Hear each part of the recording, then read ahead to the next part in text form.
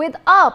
So this strategy of national elections with AAP but state elections against AAP left the Congress party looking a bit confused, but also in a major conundrum as far as Delhi is concerned on how to proceed.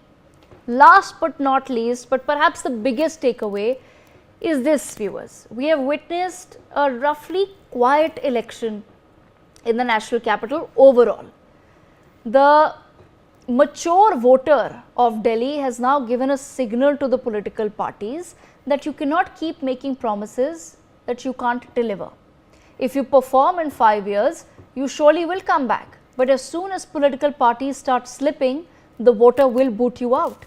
Larger concepts of voter loyalty may in fact not even apply to the national capital, which aspires to be a first-class city. And that, of course, are some of the key takeaways from this particular election. Let me, on that note, also bring in Nikhil Jain into the conversation. Nikhil,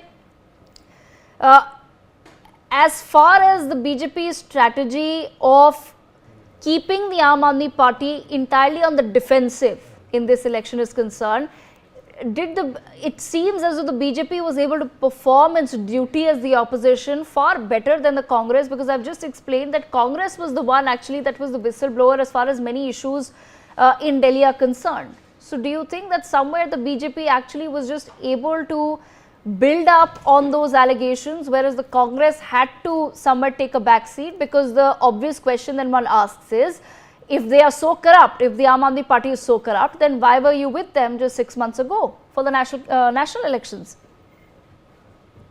So the BJP definitely has been a more refined electoral machine. But if you talk about the performance as an opposition, that I would strongly doubt, because the job of the opposition would have been to raise the issue when the issue came to front. They should have been raising the liquor scam. They should have been talking about the actual facts and figures in the Sheesh Mahal scam. They should not have been, going around making these random jibes ki 4 lakh rupees ka toilet laga hai, sone ka toilet laga hai, allegations that they could never prove.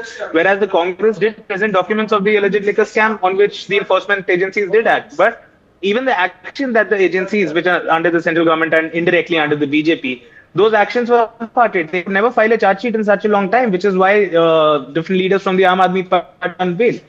Now the point is, the point is that how do I justify the Congress being in an alliance with the Aam Aadmi Party? See, that goes to the cardinal principle of law and jurisprudence, which is nobody is guilty until proven so in a court of law. You cannot ask people to step down from politics or public life or from whatever just because there's an allegation or accusation against it, no matter who has made it. It was the BJP's job to take it to the logical conclusion, to make sure that the ED and the other agencies that were involved did their investigation on time, filed a charge sheet on time, ensure a speedy trial took place, and then put them in jail if they were indeed guilty. And if not, so be it. But that is not what the BJP did.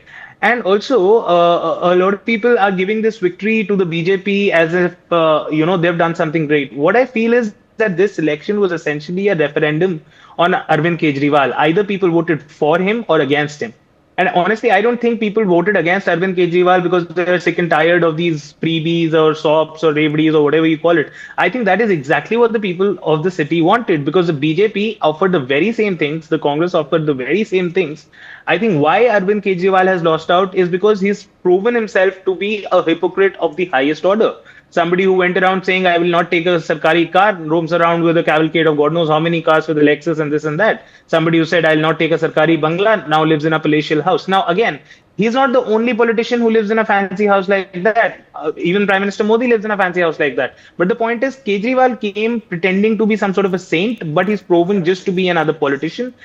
And that is what has probably irked the voters of Delhi the most. So far as policy decisions are concerned, what Kejriwal offered and what BJP offered, there isn't much difference in that. So I think it is basically Kejriwal, being proven as a hypocrite in front of the people of Delhi, which is why they voted against him. And the BJP is the one that has managed to win on it. Now, why could the Congress not do it? For the simple reason they did not have the sort of organization, the sort of funds, resources that the BJP in Delhi did. Okay. All right. Manasvi Thapar, your thoughts on the same as well. That